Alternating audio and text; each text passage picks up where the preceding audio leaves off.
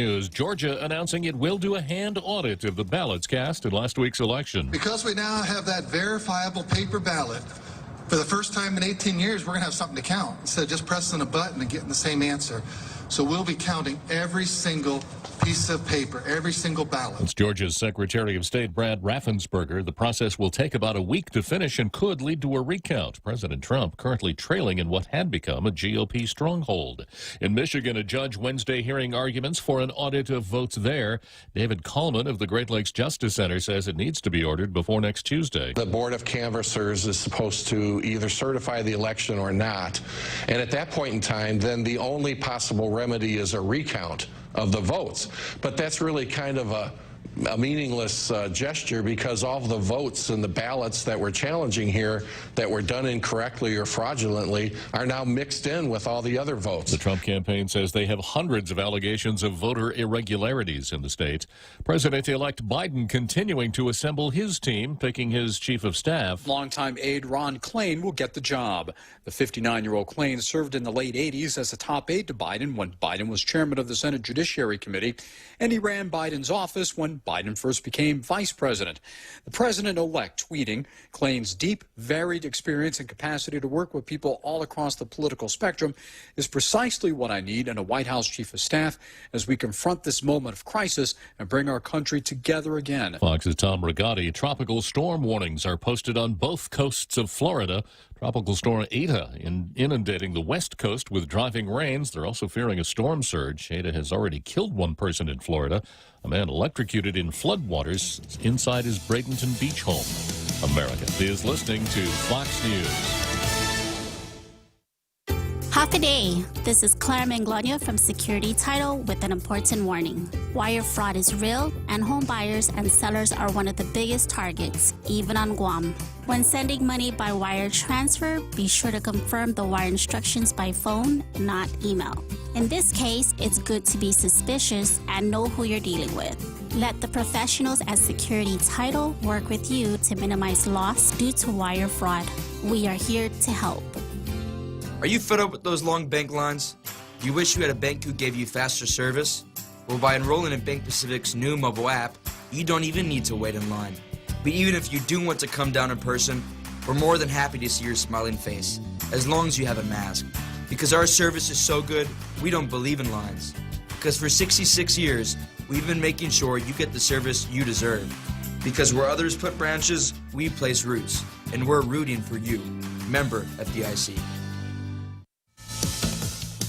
5 months after Minneapolis City Council vowed to dismantle the city's police department, the ranks of police officers are dwindling and crime is rising. More than 100 officers are currently off the streets and on some form of leave, including many with claims of PTSD from responding to the protest and riots that consumed the city following the death of George Floyd. Shootings in Minneapolis are at a 15-year high. Homicides are up 89%, and violent crime overall is up 23%. Members of the city council are questioning the effectiveness of this latest plan to bring in as many as 40 officers from other jurisdictions. But Police Chief Madaria Arredondo fired back. If you choose to say no to these victims of crime, then please stand by that. I'm saying we need more resources today and right now. The full city council is expected to vote on the plan on Friday. Garrett Tenney, Fox News. With coronavirus cases rising in most states, companies are making preparations. FedEx and UPS ramping up their holiday hiring. Online retailers urging customers to shop early. Frito-Lay says it's upping its production of snacks between now and the Super Bowl. No, it wasn't your device. YouTube video playing was down in several areas for a couple of hours Wednesday night. They say it's fixed now. Both of baseball's best pitchers from the 2020 season are from Ohio. For the first time since 2011, the American League Cy Young Award winner was a unanimous decision as Cleveland Indians ace Shane Bieber took home the honor after leading the majors in wins, strikeouts, and ERA. To be able to get the season in this year and to do what we did and, for it to finish this way is extremely special. Bieber there with MLB Network beating out Kenta Maeda of the Minnesota Twins and Hyunjin Ryu of the Toronto Blue Jays for the AL Cy Young. Meantime, Cincinnati Reds pitcher Trevor Bauer made history as the franchise's first National League Cy Young winner, preventing New York Mets pitcher Jacob deGrom from taking the award for the third year in a row, beating out him and Yu Darvish of the Chicago Cubs. Matt Napolitano, Fox News. And I'm Jack Callahan. This is Fox News. Ra COVID-19 reminder na a fan kug binigirdi mak fan ngom nge pin Klitzkie. Fan rakam samiriam kamar when ngom positive now. Fan balam nagan kei be symptom korak mar nangom when ngom deng wanage 311 ngan I weg name from non kotok tarom. Da mission ngirigela mar rom fin man kot fly. When ngom I wege pin kalapsir ni uringini girdi nip chur ngom. Mtaya mask rom magflag palf ngim ko girdi. Fan rakam nang nbaya mar rom fakum chugur kuba nbaya mar rok. Finger himself quarantine magfkeskeng ko COVID-19. Pi ayune arayan nge buchi unga mar ngeria rodhaith. Pithinne ekeyib ko office ko Manyalu nga Micronesian Resource Center nga station ko Choice Broadcasting. Kamgargaith. As the island takes a stand against the coronavirus, so do the professionals at Horizon Properties. As a property owner and with the current health scare the island is facing, the last thing you should worry about is collecting rental payments or sending out a repairman to your property. Let Horizon Properties take care of that for you as you remain safe at home. Call Horizon Properties at 646-7616 or 777-7792. You can also visit them at www.horizonproperties.com. Horizon Properties, always there for you. Tall Tales with Bob Klitzkie is brought to you by Security Title, providing solutions for complex real estate transactions. Tall Tales with Bob Klitzkie is brought to you by Bank Pacific, banking on the Pacific for 66 years. Welcome to Tall Tales with Bob Klitzkie, the only show on talk radio where common sense is a lot more common. Phone lines are now open at 888-TALK. That's 888-8255. And now, The Point proudly brings you Tall Tales with Senator Bob Klitzkie. A well-regulated militia being necessary to the security of a free state, the right of the people to keep and bear arms shall not be infringed. And the right of the people to listen to and enjoy tall tales shall not be infringed like it was yesterday. Sorry about that. Yesterday was Veterans Day. It's certainly an important day and a worthy cause. And Jose and I guess I'd have to say, gladly made the sacrifice of being able to do Tall Tales yesterday in honor of our country's veterans. We lived through it, didn't we, Jose? Yes, sir. All right. Did your service include veteran service? Huh? Your Marine Corps service. Yeah. Veteran service. Korean, World War II, Civil War. War service, you mean? War service, yeah. yes. But I did include veteran. My service did include veteran service, yeah. No, I was in after Korea and before Vietnam. Ah. So I was in one of the most peaceful times in U.S. history. Sort of like the same thing happened to my dad. He was too young for World War I and too old for World War II. So interesting. Kind of the luck of the draw, I guess. Okay, let's go to Demi Ikotny.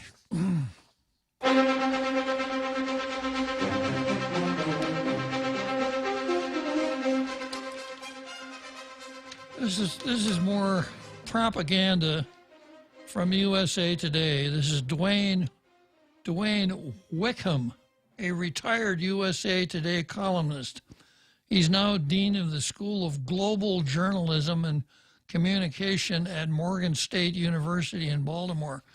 Well, with guys like this in charge of journalism school, the only thing I can say is, yeah, no wonder. So I'm going to spend a little time with this, just pointing out the obvious flaws and the reasoning behind it.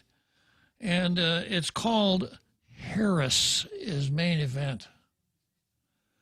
She is inspiring women to imagine new possibilities. Kamala Harris walked onto the stage atop a Wilmington, Delaware riverfront parking lot Saturday night as the opening act to the speech President-elect Joe Biden would give to a nation that had just handed him the keys to the Oval Office. I need to have a sound effect for gaslighting, Jose. Let's work on that. Problem. Yeah. definite gaslighting. No one has handed Joe Biden the keys to anything except the door to his basement. And even then, I wonder if his wife really trusts him with it. You know, he might lock himself in there. I don't think he has the keys to those either. Probably not. And he is not the president-elect. Who is the president-elect, Jose? You, sir, are our president-elect. I see. I think we put that on the name for the show today, right? Well, here at The Point, we officially have accredited the election to you. Okay. Yeah, We've called it. We've called it. You've called it for me, yeah. So now Joe Biden has not been certified as the winner of a single state. And as we know, 5 or 6 of the states are hotly contested. If you're going to be a president-elect, you need to wait. If you want to be a president-elect, you need to wait until after the Electoral College meets in the various state capitals on the 12th of December and cast their ballots. Then we'll know who the president-elect is. Unless you think that network communications networks can call an election, like PMS, NBC, and CBS, and CNN, etc., who have called it for Joe Biden. So Jose, given the powers vested in him as the producer for Tall Tales, has called the election for me, Robert Klitzkie. And therefore, according to the rules invented by the media, I can present myself as president-elect. Yes, sir. Now, none of this makes much sense, does it? Absolutely not. But the whole thing about Joe Biden doesn't make it makes as much sense for me to call myself president-elect as it does for him to call himself president-elect. Anyhow, the first paragraph of this story by Dwayne Hickam, who's now the dean of a journalism school. Yeah, I suppose he probably teaches Cover Up 101, right?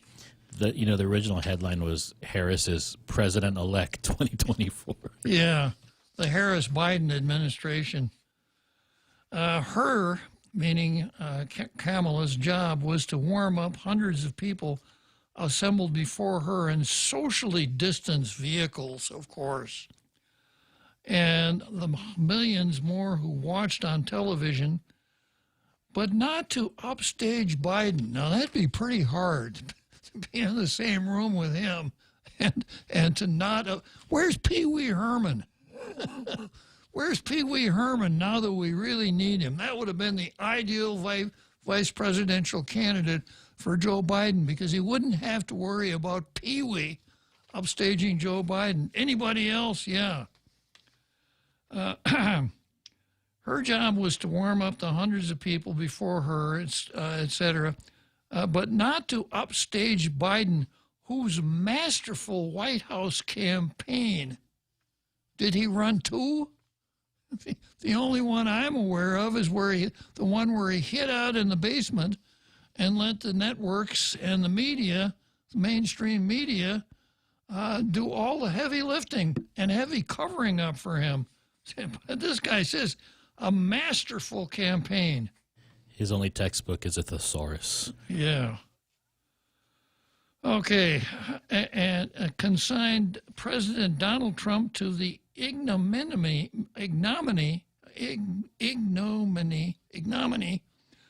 of a one-term president who in 2 tries couldn't win a majority of the vote cast by the American people. That's really important. Folks, the American people don't elect the president. The American people have never elected the president. Dwayne, you need to tune in to Tall Tales here or sign up for a remedial course in 9th grade civics. Either one would work for you. The American people don't elect the president. Actually, under our system of federalism, it's the states that elect the president through the selection of electors. Every state gets a minimum of 3 electors. California, I think, gets like 44. But the thrust of the process is it is the states that elect the president. And that's the way the federal system was designed. Well, we made a couple of mistakes and drifted away from it, unfortunately. So let's see here. Yet Harris got my attention in ways that Biden's powerful words of national concern did not. This guy, you know, he should be on Saturday night writing for Saturday Night Live, not at a journalism school. Right. Yeah. It happened in a section of her remarks that begin with praise for her mother, an Indian immigrant. Now, just to set the record straight, Elizabeth Warren is not her mother. Where's my drum beat there, Jose? Yeah. Elizabeth Warren, better known as Pocahontas. That caught me off guard. Praise for her mother, an Indian immigrant who was a brilliant cancer researcher and foot soldier of this country's civil rights movement. Shyamala Gopalan Harris believed so deeply in an America where a moment like this is possible, Harris said, and so I'm thinking about her and about the generations of women, black women, Asian, white, Latina, Native American women. It's really important that we go through the identity politics aspect of this. We couldn't just say women. No. You can't say unborn women either. You can't say unborn women. I guess we have to go back to the CNN way of distinguishing between the two basic types of humans, those with and those without cervixes, right? American women who throughout our nation's history have paved the way for this moment tonight. And in that moment, with those words, Harris became the evening's main attraction for millions of women all over the world. Kanan, K-A-N-A-N, Lauzon, a 38-year-old mother of 2, is the daughter of Indian immigrants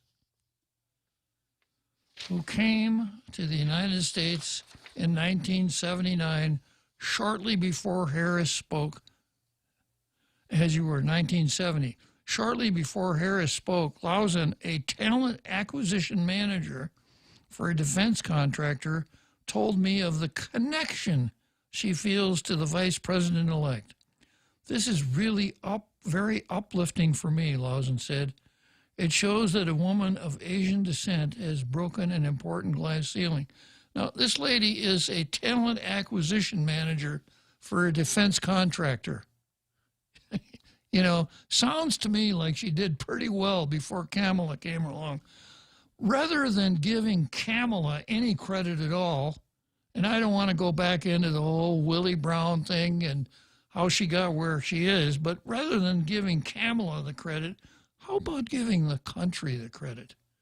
You know, people can come from all over the world, and people want to come from all over the world, and when they get here, many of them are successful beyond our wildest dreams.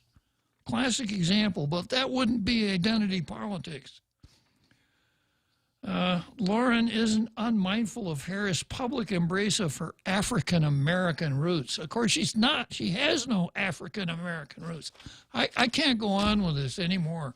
Let's get the final word from Joe Cruz, the real Joe Cruz, about Dwayne Hickam.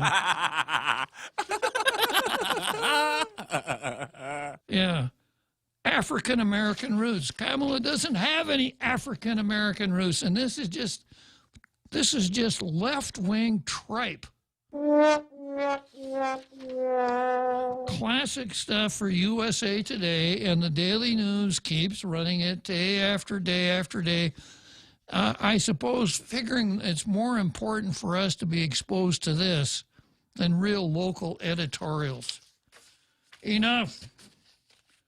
Okay, and then the Post, believe it or not, the Post has a real editorial.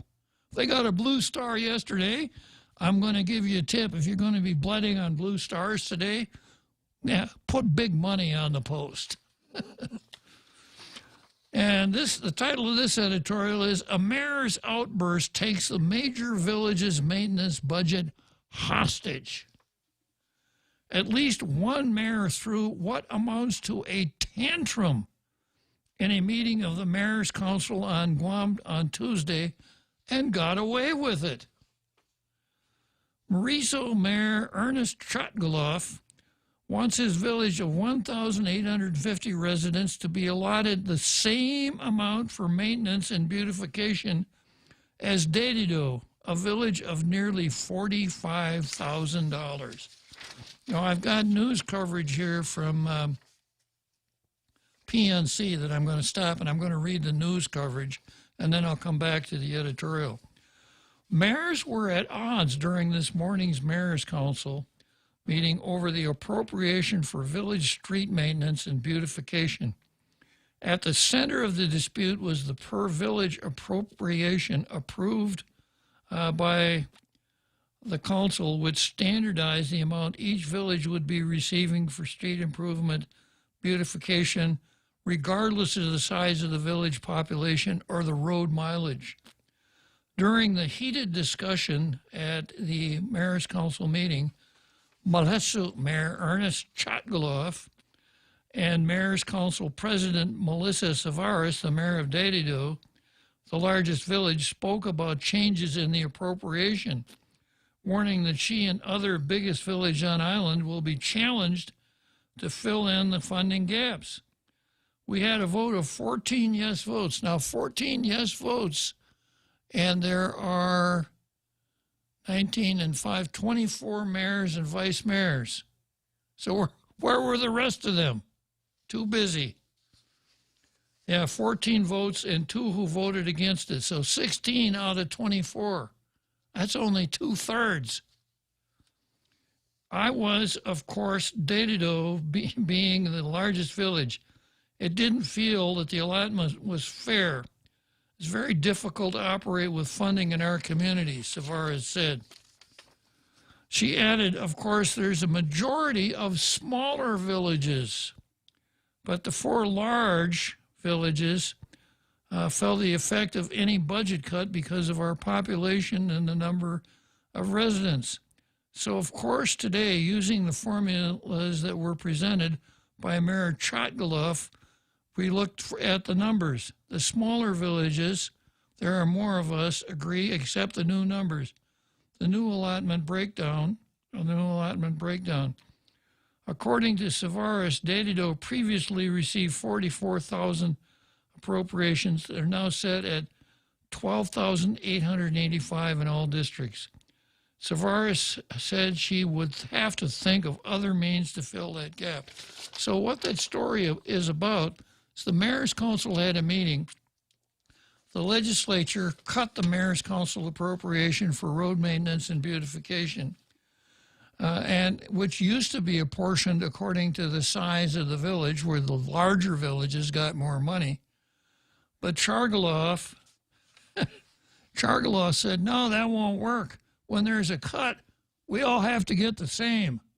So because of Chotgaloff's cut, Humatak, the smallest village, gets the same amount of money as Dedido, the largest village, $12,885. So back to the editorial.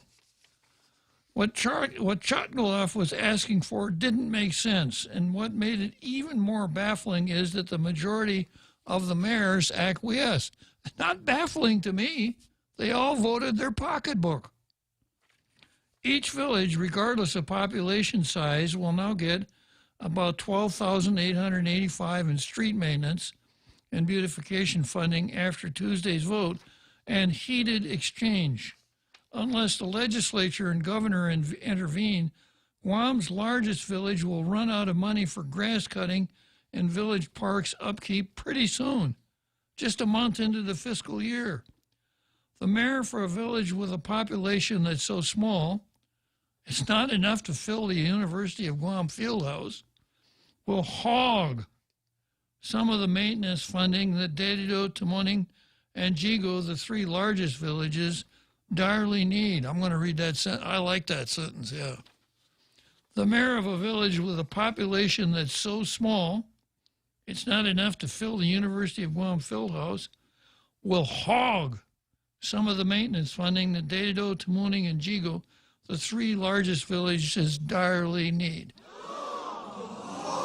So when this was going down and people were advancing the proposition that larger villages need more money than smaller villages, apparently Ernest Chotgaloff, the mayor of Molesu, showed his displeasure by, what does it say here? Throwing what amounts to a tantrum.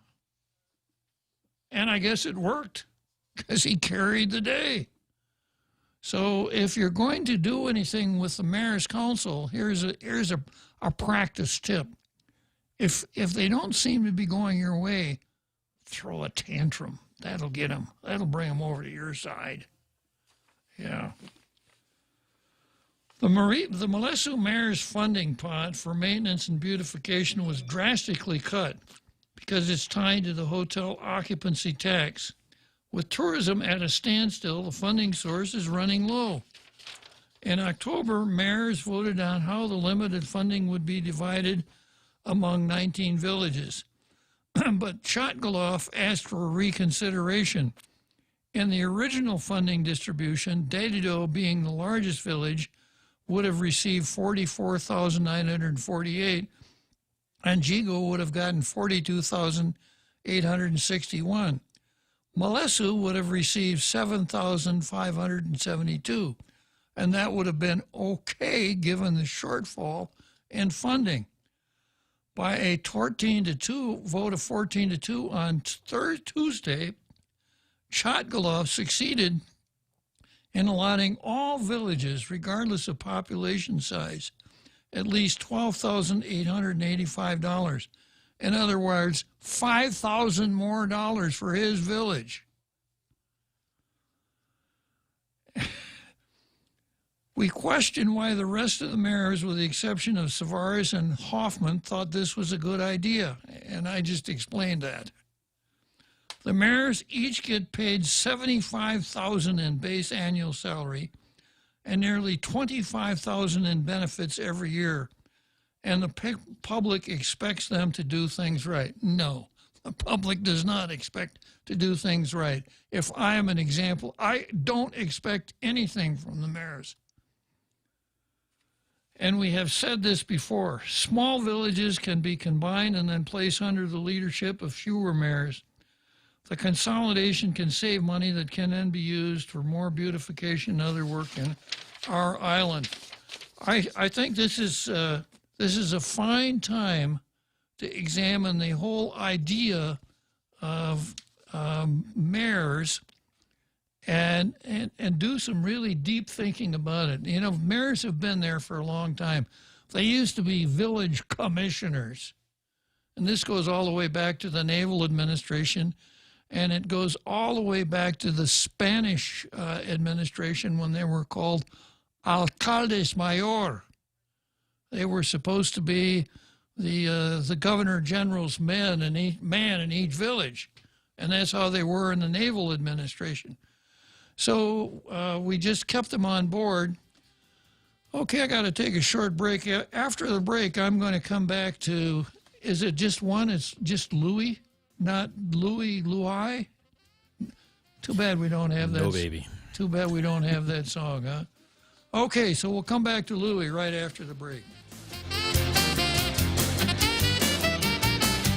The Extra Point with Jerry Roberts of Guam Training Hi, I'm Jerry Roberts, and every day on The Ray Gibson Show, I get to comment on the incredibly diverse, fun, challenging, sometimes frustrating, often exciting, but always interesting world of work. I hope you'll be there with us. You can find daily transcripts of The Extra Point at GuamTraining.com. Tune in every weekday morning at 7:20 for The Extra Point with Jerry Roberts. Brought to you by Guahan Insurance Services and First Hawaiian Bank on 93.3 The Point. Mezcla Chamorro Fusion Bistro in Hagåtña and Mezcla Dos Upper Tumon are now open for takeout and delivery services. For more information, call now at 479-2652 or 3 or Mezcla Dos at 646-6295. Mezcla Chamorro Fusion Bistro brings you island hospitality with the true taste of modern Chamorro cuisine at the comfort of your own home. They take your local favorite dishes and serve them with extra flair you will only find at Mezcla.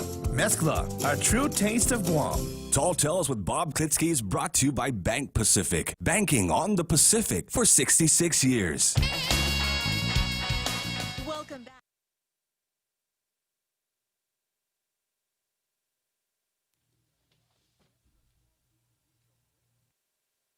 I lost my volume. I lost the volume too. I don't know what happened. Okay. We're back. All right, here we go. All right, so we've been talking about the Mayor's Council. I'm not quite finished with talking about the Mayor's Council, but I've got Louis on the line here now. I noticed in my stack here, Louis is calling because he wants to talk about the Demi Cotney topic dealing with the Post. It's important that you sort these out because I want to know whether they're calling about what I'm talking about on the show or if they just like to talk to the president-elect. There may be some who only want to talk to the president-elect, so I have to be careful about that. Louis, I don't think you called to talk to the president-elect, did you? No, Bob. Hey, what you're talking about regarding the Post editorial and what happened at the commissioners' meeting reminded me very much of something that you said to us at the time, division heads of the Department of Education when you were director back in 92, 93. If I remember correctly, we're going back 27 years, I'll admit, there was a meeting of all the department, the division heads where something came up, I don't remember the issue, in which one of the discussion points was whatever the stance was that was taken, one of the division heads said, but that's not fair. And I remember you got a very troubled look on your face, and you very politely, but very firmly said to us division heads at the time, this is almost a direct quote. It was something to the equivalent of, please do not ever use the word fair in any conversation you ever have with me. Please instead use the terms legal, according to board policy, according to regulation, according to policy, etc. But please don't make an argument on the basis of whether or not it's fair, because that usually means somebody wants something that they feel they're entitled to regardless of what the rules, policy, or regulation actually says, unquote. And man, the thing you're talking about right now sure sounds like that discussion we had 27 years ago. Yeah, boy, such wisdom, huh, Louis? Yeah. Well, yeah, and you know, I've also been heard to say that if you want to talk about fair, that's a celebration that's held in agricultural communities, usually at the end of August or September, to celebrate the harvest. Like in my hometown, we had the Walworth County Fair up until this year. Butter sculptures. Yeah. Right. The other dictionary definition of the word. But Bob, I'll tell you, I've used your point about fairness more than once in conversations over the last quarter century because it was a learning point for me in terms of what the term holds for a lot of people versus what policy, regulation, et cetera, might say about the issue to the contrary. When a person uses the word fair, he is introducing a degree of subjectivity into the argument, subjectivity that ordinarily favors the person who introduces that term. So in this case with the mayors, I guess that's kind of what you wanted to say, huh, Louis? Yeah, got it. So just want to make that point that you're bringing back a memory from a long time ago, but it's interesting how the past does jump into the present. Yeah. So thanks for taking the call, Bob. Okay, good talking to you, Louis. Yeah, boy, such wisdom, such a good memory, right, for momentous events. So now if I were to look at this, the situation here with the villages, I wouldn't use the word fair. I could think of other ways of describing it. I would rely on words like equitable, practical. It's just not practical to give the smallest village and the largest village the same amount of money to accomplish a task. I wouldn't have to get into any subjective determination. Well, that's just not fair to Melissa. Plus, if I was on the mayor's council, I'd stay very far away from any word that's attributed to fair or carnival. There you go. Yeah, or carnival. Yeah, so picking up where I left off, this would be a really good time to stop and ask ourselves some really good questions about this the mayor's council. I went through the statute about a month ago, and there's nothing in the statute dealing with the mayor's council that gives it any power to do anything, much less allocate these funds. So if you're listening, Mayor Savaris, you might take that little note and try to do something with it, because I don't see that the mayor's council has that authority. I don't even know where they got the authority to give Angel Sablon those gigantic raises. But I would start out with this question: why do we have to have mayors? What do they do that can't be accomplished by this 11,000 other people that work for the government of Guam? They don't do a good job on the roads. They're too busy to deal with stray dogs or littering in their villages. They told us a couple years ago in no uncertain terms they're not mowing any lawns at the schools. So what are they good for? And my basic inclination is they're not really very good for anything, except conventional political wisdom holds that if you want to be elected and reelected to the legislature and even governor, you want to make sure you got a bunch of mayors behind you, because they control a lot of votes in their villages. I don't know that that's true. And even if it is, wouldn't we all be better off if we got better services from in our villages? And that's where the mayors are supposed to be concentrating. They're not supposed to be sitting in quasi-parliamentary offices in Tamuning and throwing tantrums and all the rest of that stuff. They're supposed to be in our villages working for us in the village. If they have any function, it's to be the connection between the people in the village and other governmental services. But I don't think most mayors understand that. They see themselves as bringing the cascao to the funeral and the funeral escorts, and that's about it. So, maybe what we should consider is taking the money that we spend on the mayors and giving it to the Department of Parks and Recreation and the Department of Public Works. They're the guys that are supposed to be fixing the roads and taking care of the parks. So this may have been a good thing, kind of a blessing in disguise, because it'll cause somebody to pay some attention to that office. As far as the Post is concerned, a well-deserved blue star. And while I'm grading things, I'm going to give the Daily News, this is not the first time for the Daily News, a goose egg. Denied. Yeah, big 0 for the Daily News.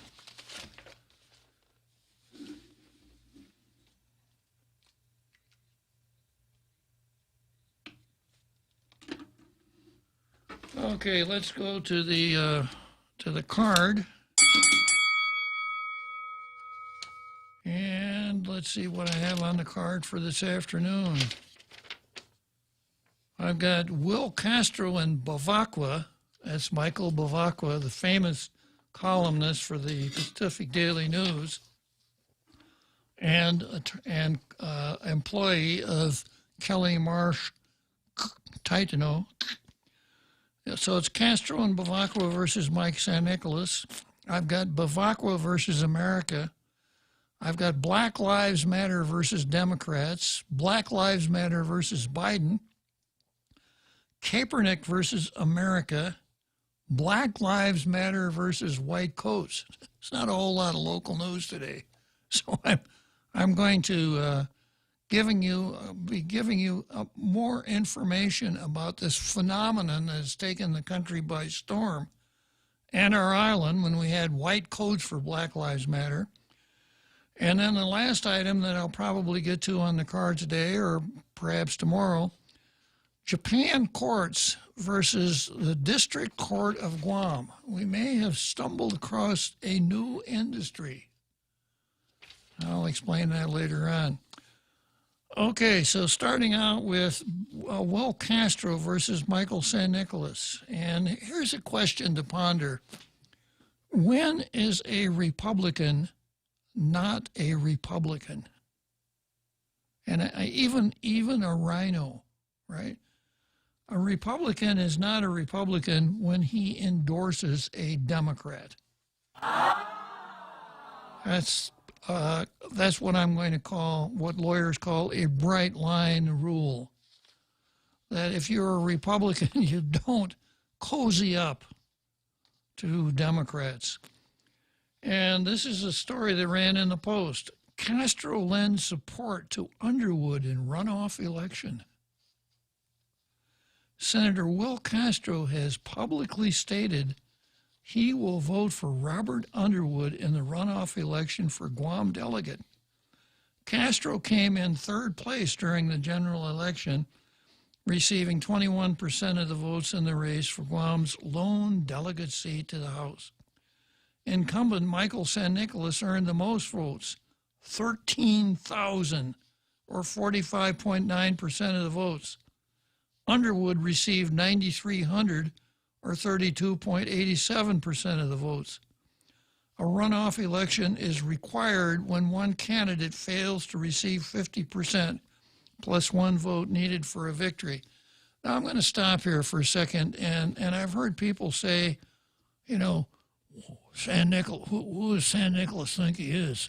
Asking Robert, you know, to not challenge the results of the general election, and thereby saving us all a lot of money on the runoff when San Nicolas beat the tar out of Underwood. Well, all of these lawyers without admission, without law tickets, are running around saying, we have to have that. We have to have the runoff because federal law says so.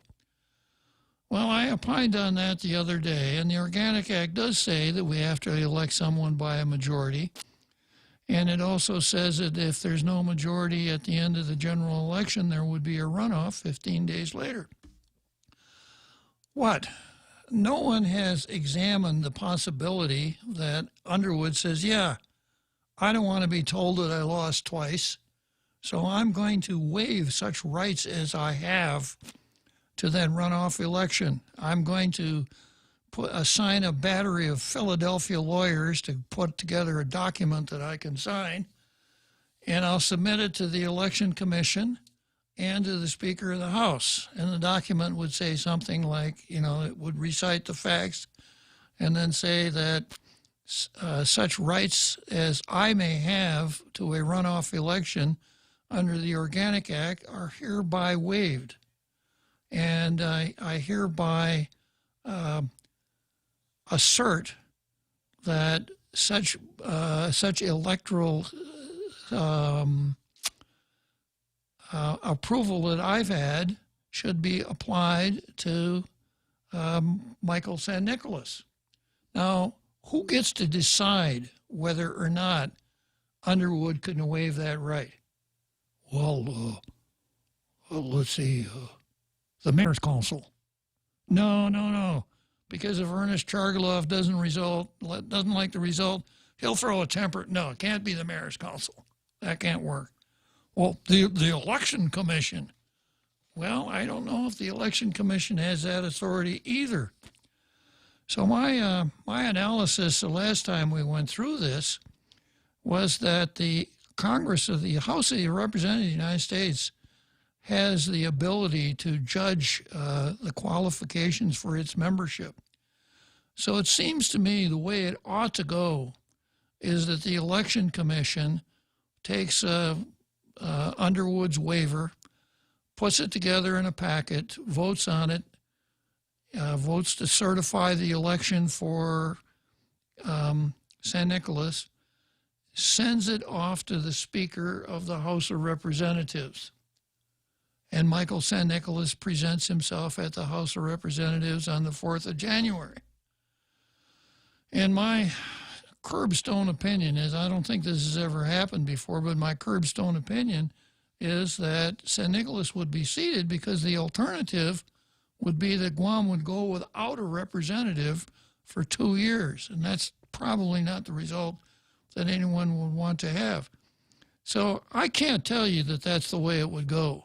And I can't tell you that it would go the other way. But I'm not here to tell you that for sure there has to be a runoff election, even if Robert doesn't want one. And I'll give you an easy, really easy example. This is a harsh example, and my apologies to Robert, because I certainly wouldn't want anything like this to happen. But suppose Robert died between now and the date of the runoff election. What happens? Well, Guam doesn't get a representative. Federal law says there has to be a runoff. He has to have a majority. So I just don't think that that makes a whole lot of sense. Now, if anyone wanted to criticize Michael San Nicolas for making that offer to Robert, what they could have said was this: there's a risk. And the risk is that if there is no election, it's possible that we would be unrepresented for 2 years. That I could get on the rights. But to just come out and say, we have to have a runoff because federal law says so. What in the hell does San Nicolas think he's talking about? It just does not show. It shows a high degree of partisanship and a low degree of thinking, critical thinking, which is what Tall Tales is all about, right? Yeah, so Underwood broke the news of Castro's support in a post on Facebook Wednesday morning. I called Senator Castro and asked if I could see him about his platform and his ideas. He is clearly passionate. Oh, that's the key word. He is clearly passionate about stronger regional partnerships and the need to explore unique ways to be of greater service to Guam's veterans. I am committed to seeing these initiatives implemented if elected. So Robert, in breaking the news about Castro's endorsement, takes the opportunity to PR himself a little bit. He goes on to say, I want to thank him for his personal time. Gi Kusinen Sanhizung. So for all of you Chamorro challenged listeners out there, the words Gi Kusinen Sanhizung, Kusinen kitchen, Sanhizung outside, right? Guahonai Tau Sanhizung. I'm an outsider. So, in other words, Castro entertained Underwood in the outside kitchen. Now, I don't know if that is supposed to have any particular significance, kind of like this was such a low-key matter that we just did it in the Kusinen Sanhizung. I didn't even invite him into the house, Castro is saying. He is a bright and engaging statesman. Will Castro is a statesman? Wow, I didn't know that. Whose energy and ideas should be harnessed for our island's benefit. And he told me that he was going to vote for me, wrote Underwood. So how did this all come to our attention? This is pretty clever on the part of the Post. Wrote Underwood. So this is all apparently a press release from Robert Underwood that starts out reading like a news story. So I'm going to stop here and let's do this. let's turn the clock forward a couple of years. Got to take a break already, Jose? All right, let's take a short break here, and I'll come back to Castro and Bavacqua versus Michael San Nicolas. Did you know your smartphone is one of the most powerful tools in our fight against COVID-19? That's why we're bringing you the Guam COVID Alert Exposure Notification app. Developed by Google, Apple, and the PathCheck Foundation, the app works by letting you know if you've been exposed to someone who's positive. It's completely voluntary, and more importantly, it's anonymous. Add your phone to the COVID fight. Go to guamcovidalert.guam.gov or download it from the App Store or Google Play now. Help Guam stop COVID-19. Okay, Google. Hey, Siri. Hi, Bixby. Go ahead. I'm listening. Open the Point app. Opening. Live stream, on demand, swap stations. Check out the visual radio. Get the free app available on the App Store and Google Play, or go to thepoint.gu. Tall Tales with Bob Klitzkie is brought to you by Mezcla. Mezcla Chamorro Fusion Bistro and Mezcla Dos are open for takeout and delivery services. More details, call the Hagåtña location at 479-2652 or Mezcla Dos Upper Tumon at 646-6295. Get your Mezcla fix at the comfort of your home.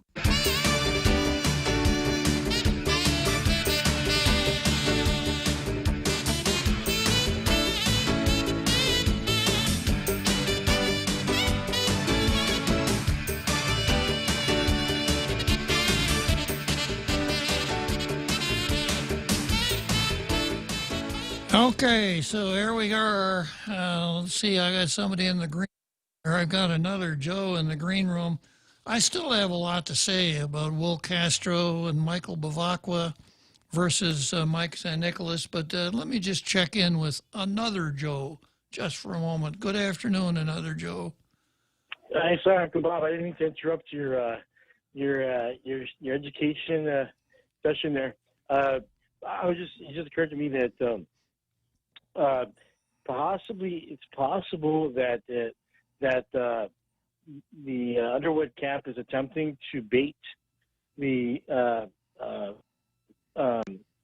Mike San Nicolas into disrespecting him in some way, therefore being seen as unfit, so to speak, to lead, or because due to being disrespectful to an elder, and which is kind of like I've heard mentioned.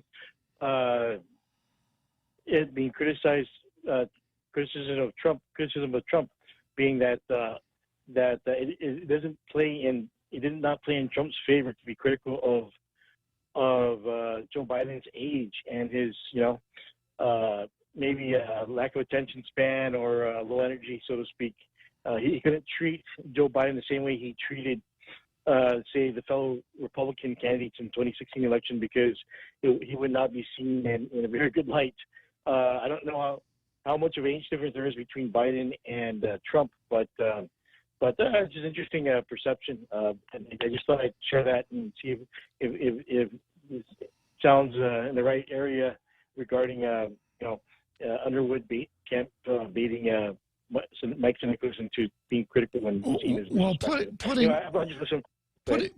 putting aside advanced years in respect, and by the way, I never insist that you refer to me as Sina. It's optional, but putting that aside, I suspect that the Underwood camp is trying to bait San Nicolas because they're saying he's a member of Congress and he doesn't even know that the Organic Act says there has to be a runoff.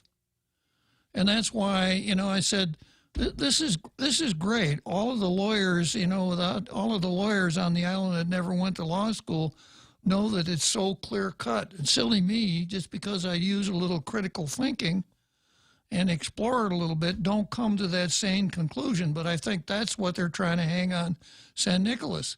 They're saying, well, gosh, this guy's a member of the House of Representatives and he doesn't even know about the Organic Act. So I think that's exactly right, another Joe. Thanks for pointing that out. Okay, I'll just keep listening. Please continue your point about what you were saying earlier. Thanks, Uncle Bob. All right. So, and then Castro confirmed that Underwood visited him Tuesday night.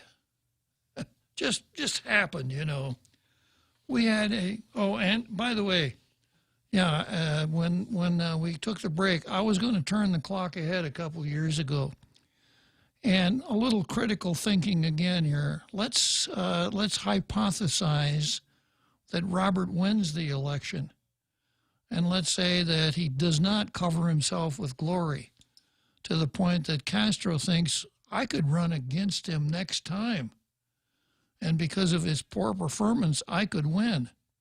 So Castro throws his hat in the ring, and everybody whose memory lasts 2 years says, Will, you're running against Underwood? Did you forget that you endorsed him last time around? Why are you running against him? Did you make a mistake? Did you know what you were doing? Well, yeah, but, you see, that was then and this is now. So how does anybody who ran for the office, how does he turn his back on his own supporters? The three, how many was it? 5,942 people that voted for him. And he's saying, well, I'm glad you voted for me, but you really should have voted for Underwood because that's who I'm going to vote for. This is not smart.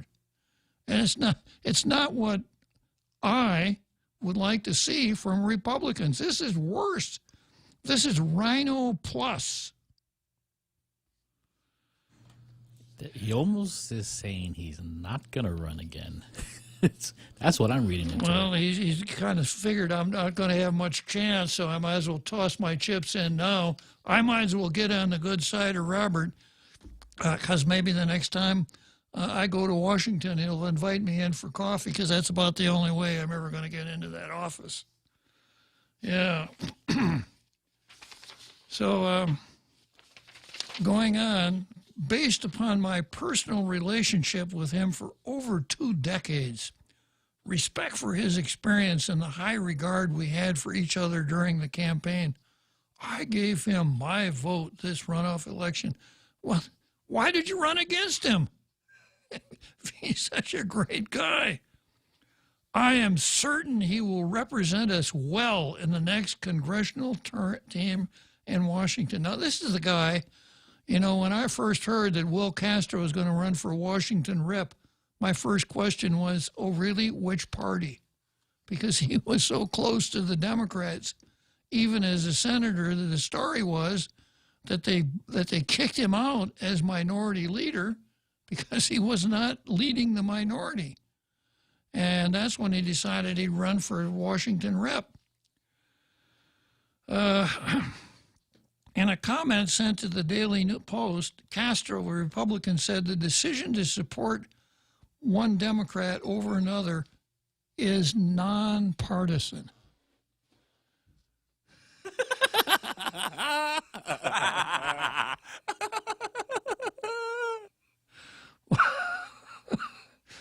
You know, hey, Will, you could get a job working for this guy Hickam in the journalism school with whoppers like that one. He says, a decision to support one Democrat over another is nonpartisan. Quote, I don't want to make this partisan or even seem as electioneering. I think the other statement he said was, I'm making this decision as a private citizen. Well, he ought to have kept it private. Yeah. I don't want to make this partisan or even seem as electioneering because it's neither. I was asked for my vote, and I gave it as one member of our community. I respect both candidates and wish them both well. I just wish Underwood a little bit more well than San Nicolas. I'm going to come back to this after the big halftime. I still got some more stuff to say about this. This is perhaps one of the more humorous things to come up in this election season.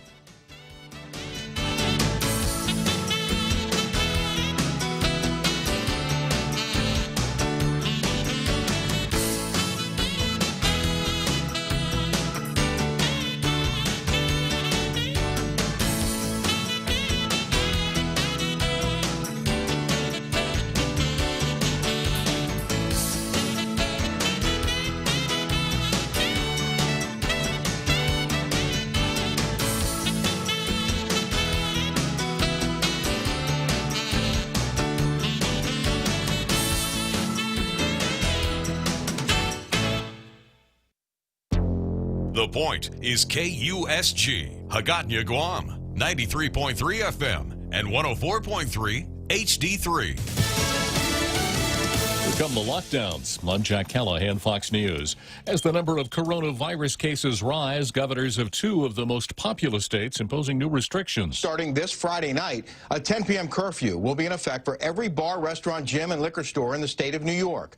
And indoor and outdoor gatherings on your own property will be limited to no more than 10 people. Governor Andrew Cuomo says the parties are the problem, blaming them for the spike in cases, and he's demanding New York City's mayor deploy the NYPD to enforce the new rules. Fox's Rick Leventhal reports California's Governor Gavin Newsom has ordered family Thanksgiving gatherings be held outside with members of no more than 3 households present and last no more than 2 hours. State of Georgia will do a hand audit of the ballots cast in last week's election. In Detroit, a judge hearing arguments Wednesday in a lawsuit to stop the state from certifying its election results and order an audit of the votes there. Republicans controlling the state legislature in Pennsylvania will conduct a thorough review of the state's election. They've already charged the Pennsylvania Secretary of State violated election laws. President Trump making his first public appearance in nearly a week Wednesday for a Veterans Day remembrance at Arlington National Cemetery. He did not speak about the election challenges, but behind the scenes, President Trump working the phones, meeting with his campaign staff about the potential path forward, according to one advisor, driving action. The president's campaign urging the nation to take a breath while the challenge process unfolds. Fox's John Roberts at the White House. President-elect Joe Biden says he will tap Ron Klain to be his White House chief of staff. He previously led the Biden Senate and vice presidential staffs. The UN's nuclear watchdog agency warning that Iran is continuing to increase its stockpile of low-level uranium far beyond the limits set in the 2015 nuclear deal and is enriching it to a greater purity than is permitted. America is listening to Fox News.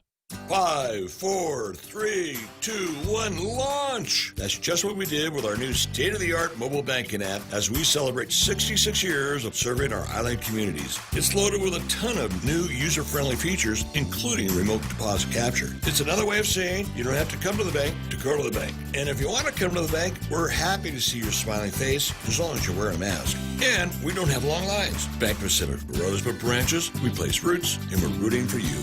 Member FDIC.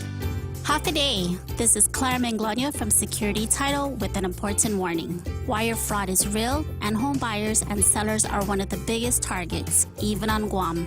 When sending money by wire transfer, be sure to confirm the wire instructions by phone, not email. In this case, it's good to be suspicious and know who you're dealing with. Let the professionals at Security Title work with you to minimize loss due to wire fraud. We are here to help. The National Hurricane Center warning Tropical Storm Eta is causing a dangerous storm surge along Florida's west coast. The public safety director for Manatee County says residents along the coast especially should be prepared for a rough night tonight. And Manatee County says low-lying areas and the barrier islands, meaning Anna Maria Island, could see the worst of the storm with up to 4 to 6 inches of rain expected, along with 2 to 5 feet of storm surge. And to prepare, the county has opened 2 schools as a refuge of last resort. That's reporter Kimberly Quizon of Fox 13 in Tampa. In Bradenton Beach, Florida, a man has died from the storm, electrocuted in floodwater inside his home. Governor DeSantis has declared a state of emergency in 13 Florida counties. Hurricanes are keeping their staying power longer once they make landfall, spreading more destruction inland, according to a new study by Japanese researchers who blame climate change, claiming warmer ocean waters are likely making hurricanes lose power more slowly after landfall because they act as a reserve fuel tank for moisture. It found that in the 1960s, hurricanes lost 2/3 of their wind strength within 17 hours of making landfall. Now it generally takes about 33 hours for storms to weaken that much. A bridge spanning the Ohio River between Ohio and Kentucky remains shut down after a tremendous traffic accident. A fiery crash involving 400 gallons of diesel fuel and potassium hydroxide. Now the bridge, at best, will be closed several days. Kentucky Governor Andy Beshear after two trucks collided early Wednesday on the Brent Spence Bridge. That artery connects Kentucky and Ohio. The collision and ensuing fire was so intense, it made the bridge too hot for inspectors, but damage to the structure and its concrete is visible. The bridge normally carries about 160,000 vehicles a day. Tom Graham, Fox News. And I'm Jack Callahan. This is Fox News. Mezcla Chamorro Fusion Bistro in Hagåtña and Mezcla Dos Upper Tumon are now open for takeout and delivery services. For more information, call now at 479-2652 or 3 or Mezcla Dos at 646-6295. Mezcla Chamorro Fusion Bistro brings you island hospitality with the true taste of modern Chamorro cuisine at the comfort of your own home. They take your local favorite dishes and serve them with extra flair you will only find at Mezcla. Mezcla, a true taste of Guam. Contact tracing is key to containing COVID-19. That's why we're introducing the Guam COVID Alert app. According to Oxford University, for every 100 to 200 downloads of this app, 100 infections can be prevented and 1 life can be saved. Help save a life. Go to guamcovidalert.guam.gov or download the app from the App Store or Google Play now. Add your phone to the COVID fight. Help Guam stop COVID-19. The 2020 Census of Guam extends its warmest appreciation and thank you to the people of Guam. Your participation helped ensure our island will receive the federal funding it needs for the next 10 years. Together, we made a difference. 도모 아리가또 고자이마시타. 협조해 주셔서 대단히 감사합니다. 谢谢. Maraming salamat po. Thank you. And undang kuluna si Jules Maasi. Tall Tales with Bob Klitzkie is brought to you by Bank Pacific. Banking on the Pacific for 66 years.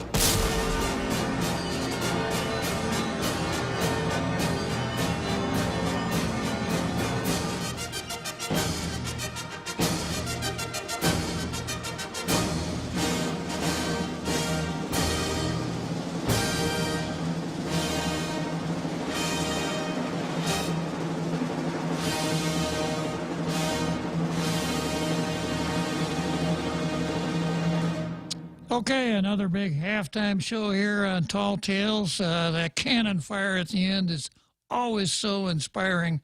Unfortunately, the stands are empty for the football game today because of the Wuhan virus quarantine rules. But here we are in Tall Tales. I got to do a little housekeeping here on some of the Facebook stuff that I saw during the break. First of all, there is no devil's advocate on Tall Tales. If you want to make a point, I'm not interested in anything that a devil's advocate has to say.